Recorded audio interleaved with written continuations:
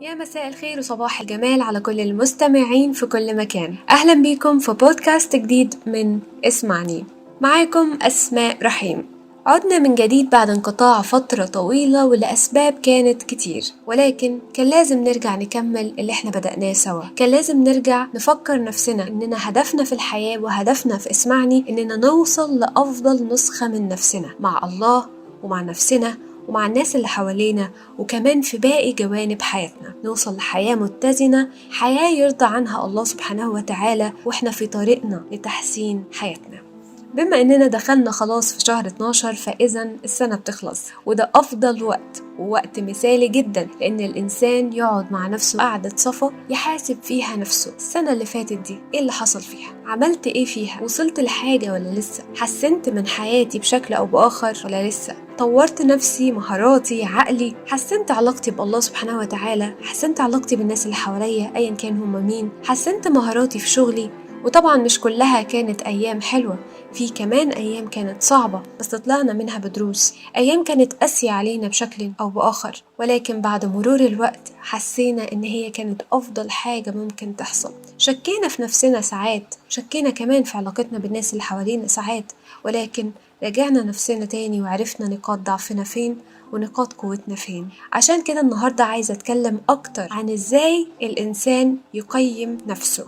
سؤال مهم جدا نسأله لنفسنا، وفي ناس كتيرة مش بتبقى عارفة تجاوب عليه، خصوصا في السنين الأولى من حياتنا. بنبقى لسه مش فاهمين الحياة قوي، مش فاهمين نفسنا، بنكتشف حاجات أكتر عننا وعن اللي حوالينا. فبيجي هنا دور تقييم الذات، لأنه أول خطوة في طريق تحقيقك لأي هدف في حياتك وأي حلم هو إنك تقيم نفسك، تقيم موقفك، تقيم حياتك في الوقت ده عشان تعرف هتبدأ منين وتعرف هتاخد أنهي طريق عشان يوفر عليك. لو انت ما درستش الخطوة دي صح ممكن تروح طرق تانية توديك في أماكن مختلفة وتتوهك أكتر. فدور تقييم النفس ومحاسبة النفس هو خطوة مهمة جدا كل يوم وكل أسبوع وكل شهر وكل سنة عشان نقدر نوصل لأهدافنا أسرع من الأول. من أهم الأسئلة اللي الواحد يسألها لنفسه عشان يقيم بيها نفسه عن قيمه ومبادئه. ايه هي القيم اللي بتحركه؟ ايه هي المبادئ اللي عنده؟ هل اصلا عنده قيم ومبادئ ولا لا؟ ايه مفهوم القيم اصلا والمبادئ؟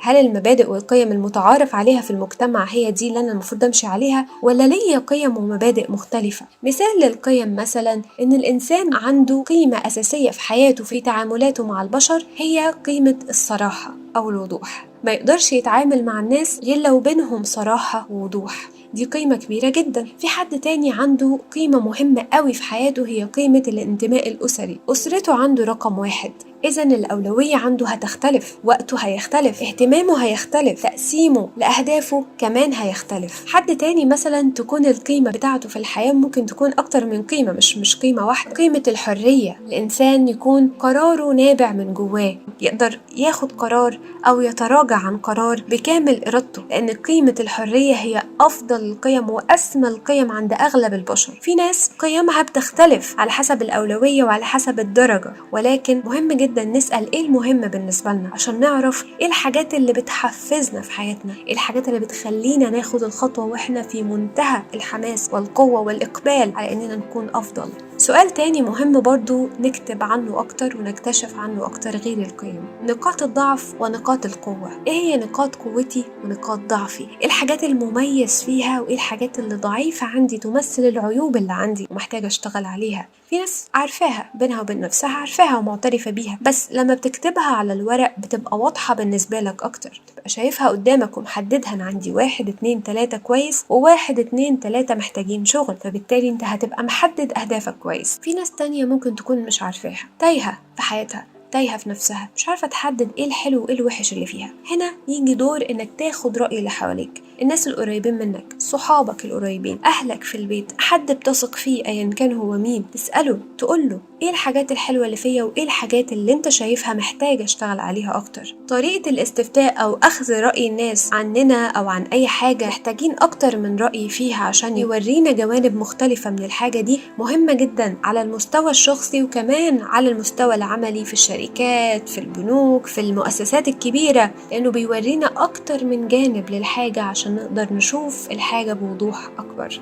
فخلينا نتفق مع بعض من النهاردة آخر كل حلقة هناخد تاسك نعمله سوا ونشوف وصلنا فيه لإيه. والتاسك بتاع النهاردة هو إننا هنعمل حاجة لطيفة جدا. هنجيب ورقتين، الورقة الأولى هنكتب فيها كل اللي اتعلمناه من السنة اللي فاتت، كل المواقف اللي ممكن نكون حاسين إن فيها دروس كبيرة جدا غيرت في شخصيتنا سواء كان إيجابية أو سلبية. الورقة التانية هنجيبها ونقسمها نصين، نص الإيجابيات ونص السلبيات، ونبدأ نكتب إحنا شايفين نقاط قوتنا فين، إيجابياتنا فين، والنقاط السلبية اللي عندنا إيه. ومفيش مشكلة طبعا نستعين بالآخرين في إننا نكتب مع بعض الإيجابيات والسلبيات.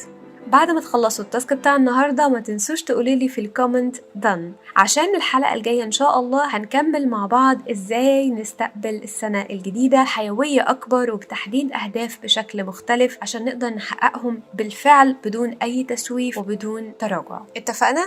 مستنية تعليقاتكم بالدن، وما تنسوش تشتركوا في القناة لو لسه ما اشتركتوش عشان تتابعوا الحلقات اللي جاية. شكرا جدا على حسن الاستماع، واشوفكم الحلقة الجاية على خير. دمتم سالمين، إلى اللقاء.